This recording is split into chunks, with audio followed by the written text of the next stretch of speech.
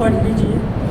اللہم صلی علی سیدنا شفیعنا حبیبنا و مولانا محمد معدن الجود والکرم منبع العلم والحلم والحکم وآلہ وصحبہ وبارک وسلم دائما ابدا۔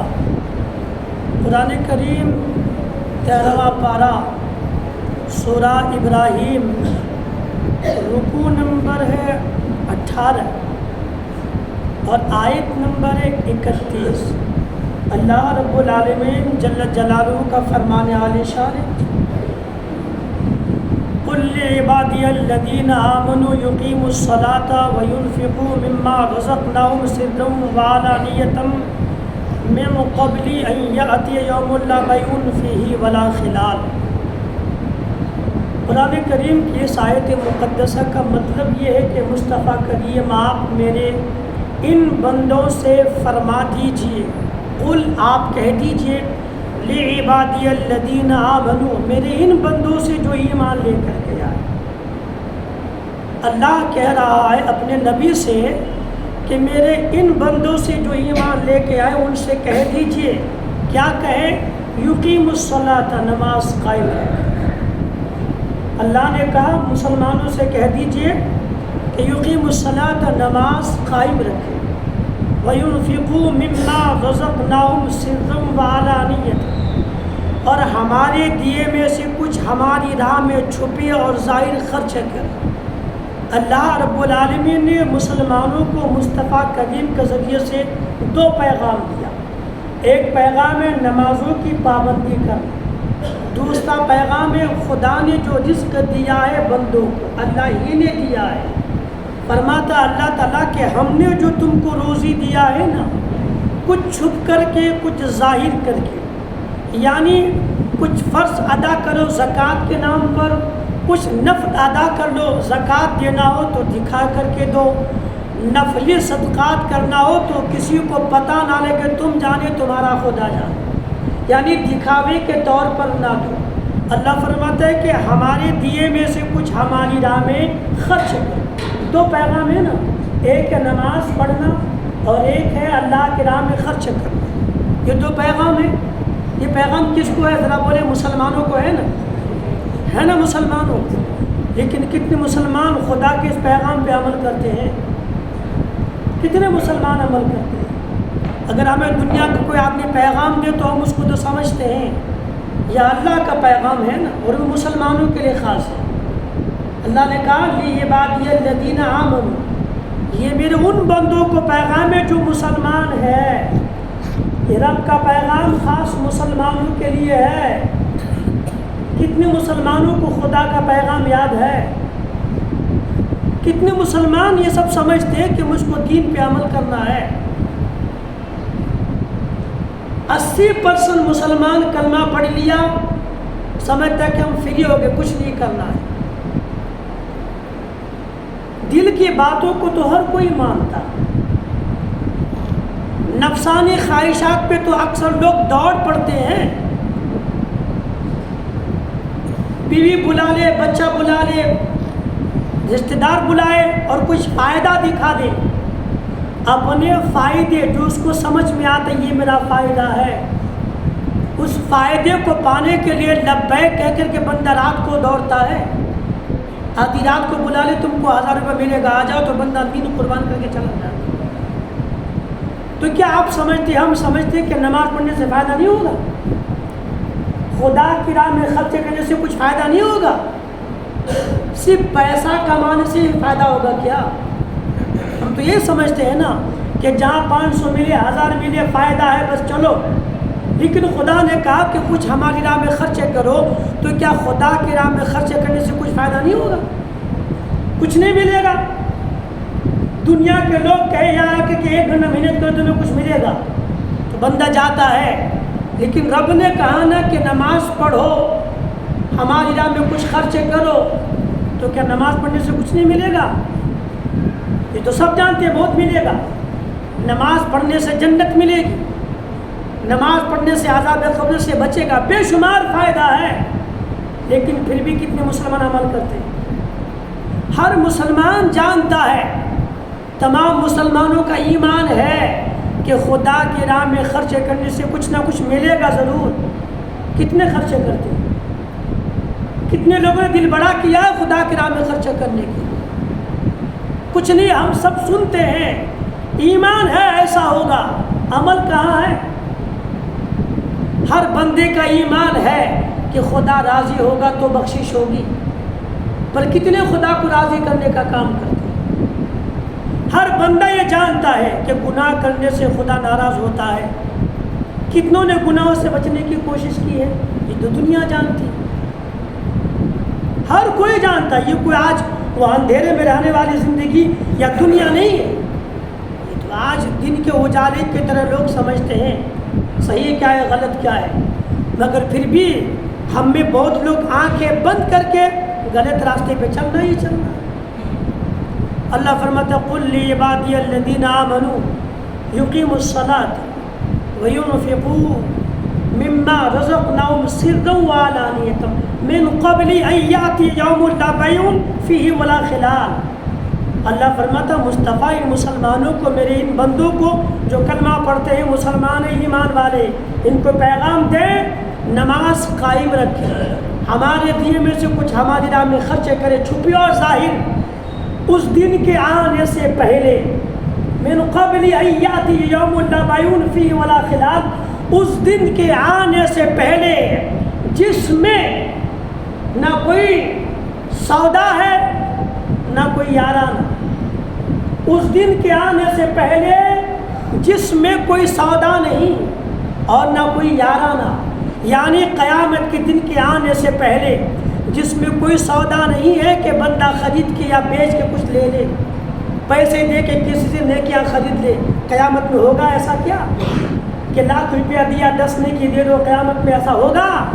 نہیں ہوگا. آج ہے رائے خدا میں 100 روپے دو، خدا تم کو نیکی عطا کرے گا، لیکن قیامت میں نہیں ہوگا یہ سب کہ کوئی پیسہ دے کے نیکی خرید لو، پیسہ دے کے ثواب خرید لو. قیامت میں نہیں ہوگا. رب نے کہا اس دن کے آنے سے پہلے جس میں نہ کوئی سودا ہے، نہ خرید و فروخت ہے، نہ اس میں کوئی دوستی کوئی یارانہ ہے، یعنی قیامت کے دن دنیاوی دوستی بھی کام نہیں آئے گی.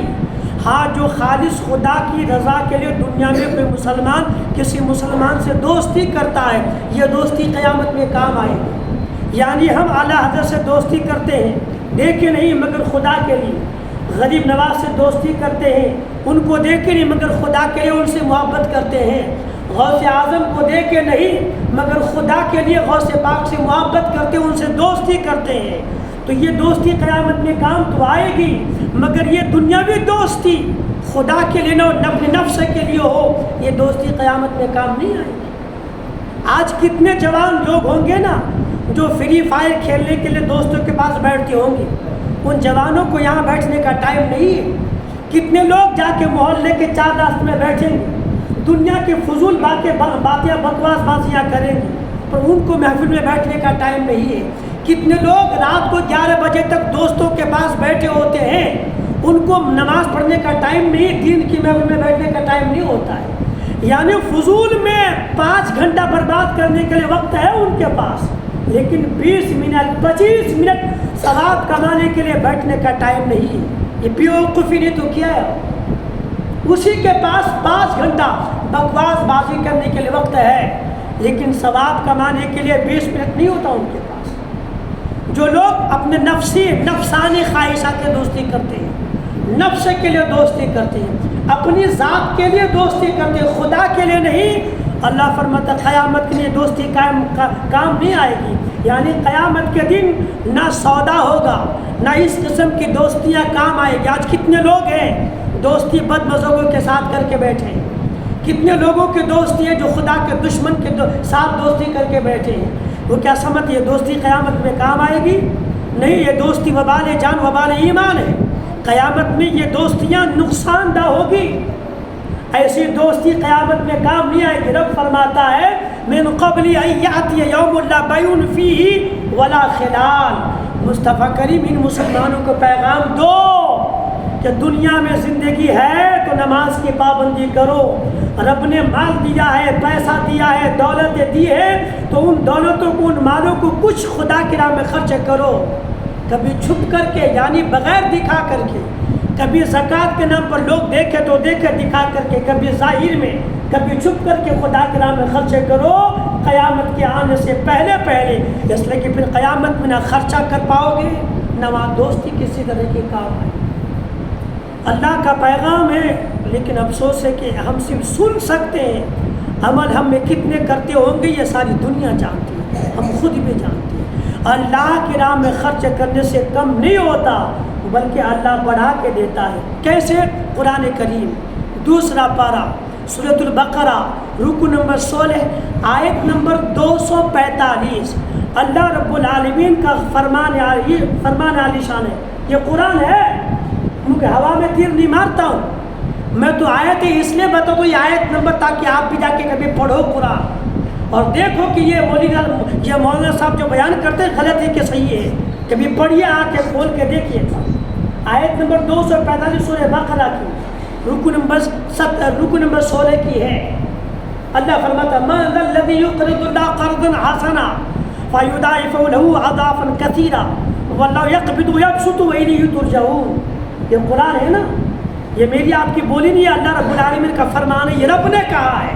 کیا پیغام ہے؟ اللہ فرماتا من ہے کوئی، من کون، من ذا الذی یقرض اللہ قرضا حسنا، ہے کوئی جو اللہ کو قرض حسن دے، ہے کوئی اللہ کو جو قرض حسن دے۔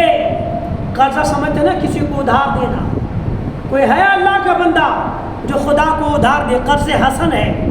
قرض دو طرح کا ہوتا ہے، ایک ہے قرض سود اور ایک ہے قرض حسن۔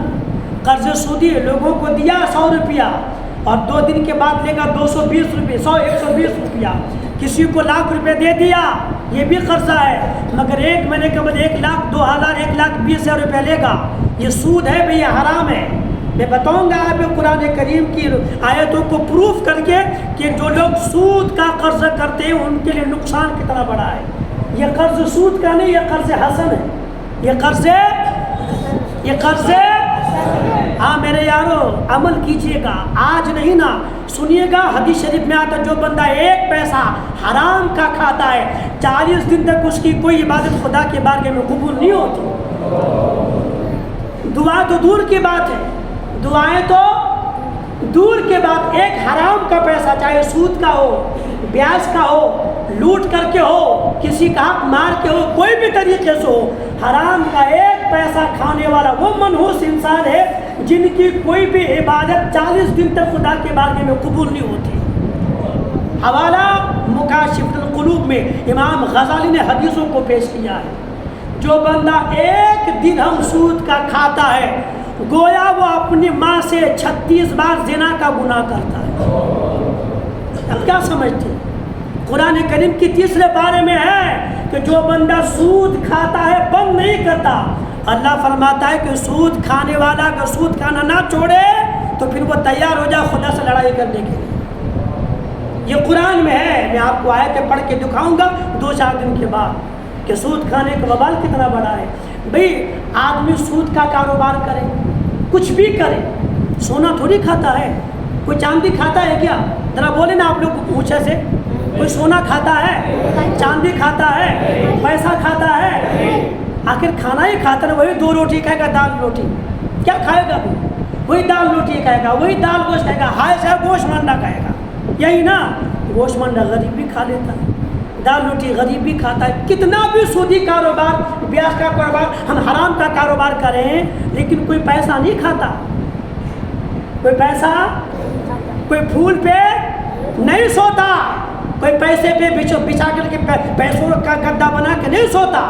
اگر گدا بنا کے سوئے گا بھی تو کیا، نیند تو نیچے بھی آتی، نیند تو چٹائی پہ بھی آتی، نیند تو مٹی پہ بھی آتی ہے، زمین پہ بھی آتی ہے، نیند بستر پہ بھی آتی ہے، سب پہ آتی ہے، لیکن یہ حرام کی کمائی کر کے آخرت میں کانٹے کا بستر بناتا ہے۔ قبر میں وہ جو مٹی ملے گی سب کو نا، جو لوگ سودی کاروبار کر کے مر جاتے توبہ نہیں کرتے ان کے لیے قبر کی مٹی نہیں بلکہ کانٹوں کا بچھونا ہوتا ہے، جہنم کی آگ کا بچھونا ہوگا ان کے لیے۔ اور نبی نے کہا کہ جس کا فرمان ہے، نبی کا فرمان کہ جو بندہ حرام کھاتا ہے وہ کھانا نہیں بلکہ جہنم کی آگ کو اپنے پیٹ میں ڈالتا ہے۔ یہ میں نہیں کہتا، یہ نبی کا فرمان ہے عالی شان۔ یہ سنیں گے تو کبھی نہ کبھی عمل بھی کریں گے، سنیں گے نہیں تو عمل کہاں سے کریں گے؟ جب سیکھیں گے نہیں تو عمل کہاں سے کریں گے؟ سیکھیں کبھی نہ کبھی کام تو آئے گا، بے ہنر کبھی نہ کبھی کام آتا ہے۔ آپ سیکھ لیجئے سلائی کا کام، موبائل کا کام، یا ڈرائیونگ سیکھ لیجئے، کبھی وقت پڑے گا تو یہ ہنر کام آئے گا۔ ایسے ہی علم سیکھ لیجئے، آج نفس آپ کو عمل کرنے نہیں دیتا ہے، لیکن جس دن آپ کو احساس ہوگا توبہ کریں گے تو عمل کریں گے۔ لیکن جانیں گے تب نا، جس کو پتہ ہی نہیں کہ حرام کا نقصان کیا ہے، وہ کیا عمل کرے گا حرام سے بچنے کے لیے؟ اس لیے سیکھ لیجئے، نماز وہی پڑھے گا جس کو جو سیکھے گا، زکوٰۃ وہی دے گا جو جانے گا، حج وہی کرے گا جس کو علم ہوگا، لیکن جس کو علم نہیں وہ کچھ نہیں کر پائے گا۔ اللہ فرماتا ہے ما ذا الذی یقرض اللہ قرضا حسنا۔ قرض حسن کسے کہتے ہیں؟ کہ بندہ دے دے قرضہ دے دے، اور بندے جس کو دیا ہے اسی کے سہولت کے مطابق وصول کرے۔ قرض دے دے، جب ہوگا تب دینا، نہیں ہوگا اللہ معاف کر دے، یہ ہے قرض حسن، یہ ہے قرض حسن۔ جب ہوگا تب دینا، یہ نہیں کہ 100 دیا تو 105 دے دو، یہ تو نقصان ہے، یہ قرض حسن ہے۔ اللہ فرماتا ہے کوئی دنیا میں ما ذا الذی یقرض اللہ قرضا حسنا، جو خدا کو قرض حسن دے۔ کوئی دے سکتا ہے خدا کو قرض؟ دنیا میں کوئی مائیں کے لال میں طاقت ہے جو خدا کو قرض دے سکے؟ لیکن رب نے تو کہا ہے کوئی جو خدا کو قرض دے؟ خدا قرض مانگ رہا ہے کوئی دے خدا کو قرض حسن۔ اس کا مطلب کیا ہے؟ مطلب یہ کہ اللہ کے راہ میں کوئی خرچ کرنے والا ہے۔ قرض اس لیے کہا کہ جس طرح سے ہم کسی کو قرضہ دیتے ہیں، امید ہوتی ہے کہ وہ لوٹا کے دے گا، یہی امید ہوتی ہے نا بھئی۔ آدمی کسی کو دیتا ہے قرضہ تو امید ہے کہ لوٹائے گا، آج بھی تو کل سے یہ ختم نہیں ہوگا، یہی سوچ کے دیتا ہے۔ بس مثال یہی کہ ہے کوئی جو خدا کو دے، خدا کی راہ میں خرچ کرے۔ قرض اس لیے کہا کہ یقین رکھو اگر خدا کو دو گے تو ختم نہیں ہوگا، خدا تم کو دونا 30 گنا 40 گنا بلکہ 700 گنا کر کے تم کو لوٹا کر کے عطا فرمائے گا۔ ما ذا الذی یقرض اللہ قرضا حسنا، خدا فرماتا ہے فیضاعف له اضعافا کثیرا۔ ہے کوئی جو اللہ کو قرض حسن دے تو اللہ اس کو بہت گنا بڑھا کے دے، یہ رب نے خود کہا فیضاعف له اضعافا کثیرا۔ اللہ اس کو مزید ان قرضوں کا خوب کتنا دے یہ تو اللہ ہی جانتا ہے، لیکن اللہ نے کیا کہا؟ اللہ بہت گنا بڑھا کر کے دے۔ واللہ یقبض ویبسط والیہ ترجعون، اور اللہ ہی کشائش کرتا ہے اور تنگی کرتا ہے، اور تم کو اسی کی طرف پھرنا ہے۔ یعنی اے بندو یاد رکھو، رزق بڑھاتا اللہ ہی ہے، خدا ہی ہے جس کو بہت زیادہ روزی عطا فرما دی، اللہ تعالیٰ ہی ہے جس کی رزق میں خوب برکت عطا فرما دی، اللہ ہی ہے جس کو کشادہ رزق عطا فرمائے، اللہ ہی ہے جس کے لیے رزق تنگ کر دی۔ تنگ کرنے والا بھی اللہ تعالیٰ، کمی کرنے والا بھی اللہ تعالیٰ، بڑھا کے دینے والا بھی اللہ تعالیٰ۔ اگر تم خدا کی راہ میں کچھ خرچ کرو گے تو خدا تنگی نہیں کرے گا، بلکہ خدا کشادہ کر کے تم کو رزق عطا فرمائے گا۔ یہ رب نے کہا ہے نا، ایمان تو بالکل حق بات ہے، صحیح بات ہے نا، عمل کتنے کرتے ہیں یہی دیکھنا۔ سب کا ایمان ہے، اللہ دیتا ہے، رب نے قرآن میں کہہ دیا تو بالکل حق بات ہے، لیکن ہم عمل کرتے ہیں کیا؟ اگر ہاں تو سلام ہے آپ کو، لیکن اگر نہیں تو عمل پہ دنیا میں آئیے۔ ساری دنیا جانتی ہے نماز پڑھنے کی بے شمار برکتیں ہیں، لیکن دنیا کے کتنے مسلمان نماز پڑھتے ہیں؟ عمل جب تک نہیں ہوگا یوں سمجھے کہ آپ پورے کاغذ کی طرح ہیں، اس لیے عمل کو دنیا میں قدم رکھیے۔ خدا نے جس کو مال دیا ہے اس پر لازم ہے کہ زکوٰۃ دے، نہیں دے گا نقصان کتنا بڑا ہے۔ مسند امام احمد بن حنبل کی حدیث ہے، فرماتے ہیں کہ جناب ابو ہریرہ کی روایت، میں حدیث کے الفاظ پڑھ دیتا ہوں۔ عن ابی ہریرہ قال رسول اللہ صلی اللہ تعالی علیہ وسلم یکون کنز احدکم یوم القیامۃ شجاعا اقرع یفر منہ صاحبہ وهو يطلبه حتى يلقمه اصابعه۔ یہ نبی کا فرمان ہے، یہ حدیث شریف ہے۔ اس کا مطلب یہ ہے کہ جناب ابو ہریرہ رضی اللہ عنہ فرماتے کہ حضور صلی اللہ علیہ وآلہ وسلم نے فرمایا یکون کنز احدکم یوم القیامۃ شجاعا اقرع، تمہارا مال قیامت کے دن گنج سانپ کی شکل میں آئے گا۔ یعنی وہ جس نے اپنے مال کی زکوٰۃ نہیں دیا، جمع کر کے تو رکھا، اسی کو کنز کہا جاتا ہے۔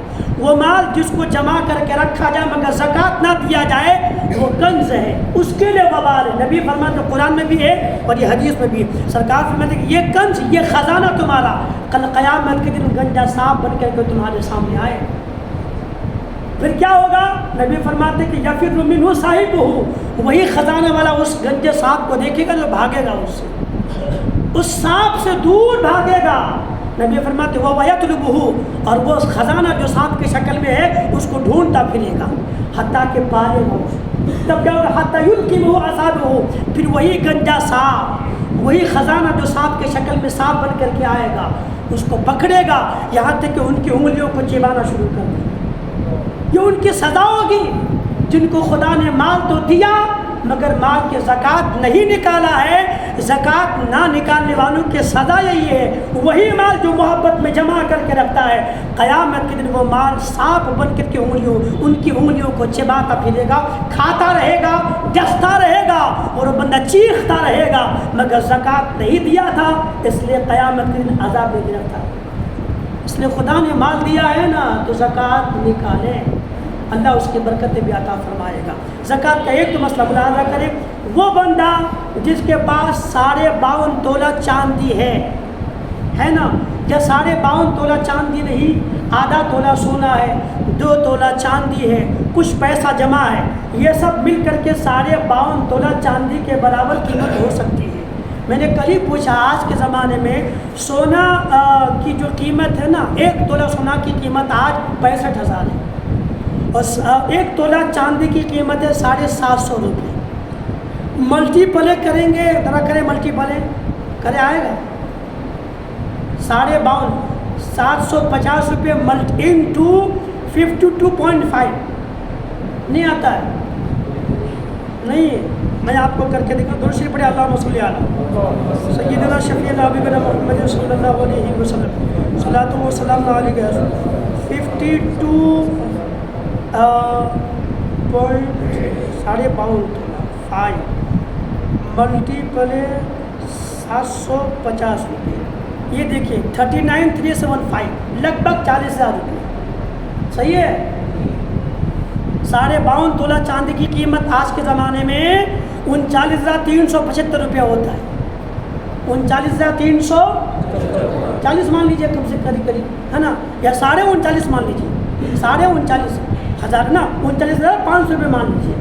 اتنا پیسہ جن کے پاس ہے آج کے زمانے میں، اس پہ قرضہ نہیں ہے اور اتنا پیسہ موجود ہے، یا اتنا پیسہ تو نہیں مگر آدھا تولہ سونا ہے گلے میں پہننے کے لیے، نکان میں پہننے کے لیے، چاہے اس کا مالک عورت ہو یا اس کا مالک مرد ہو، ہے نا، اگر اتنے دام کی چیزیں سونا چاندی ملا کر کے دونوں اگر ہے تو اس مسلمان پر زکوٰۃ فرض ہے۔ اب وہ زکوٰۃ لے نہیں سکتا، اس کو خود کو زکوٰۃ دینا پڑے گا۔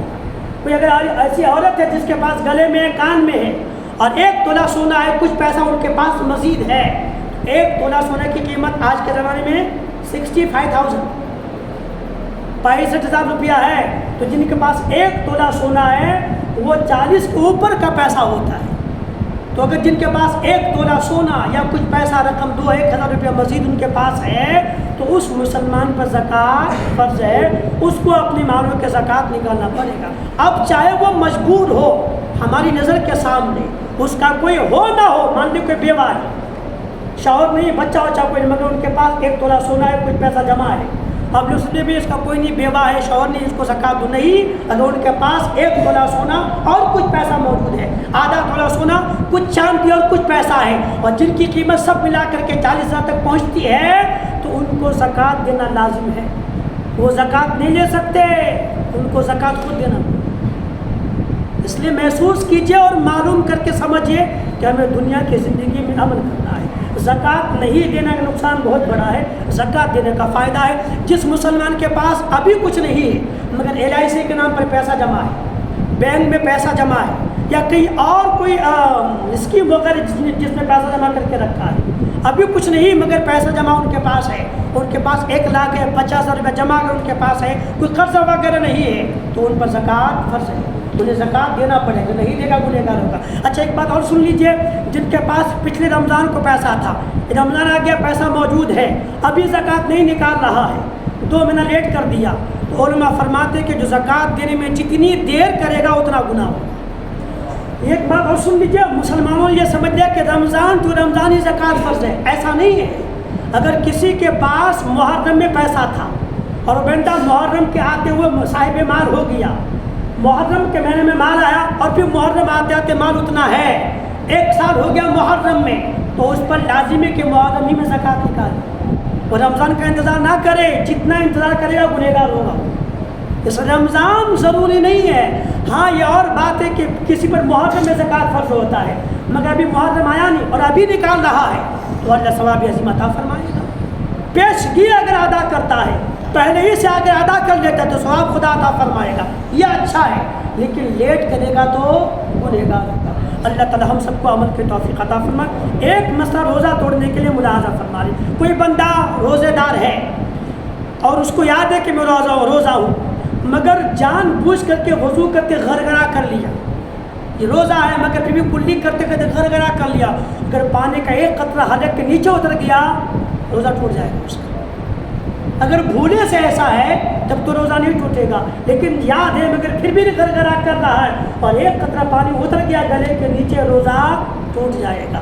بھول کر کے کھانے پینے جمع کرنے سے روزہ نہیں ٹوٹتا ہے، لیکن جان بوجھ کے بیوی سے ہم بستری کرنے کا روزہ رکھ کر کے ٹوٹ جائے گا۔ ایسی جو انسان معاذ اللہ مشتزنی کرتا ہے روزہ رکھ کر کے، اس کا روزہ ٹوٹ جاتا ہے۔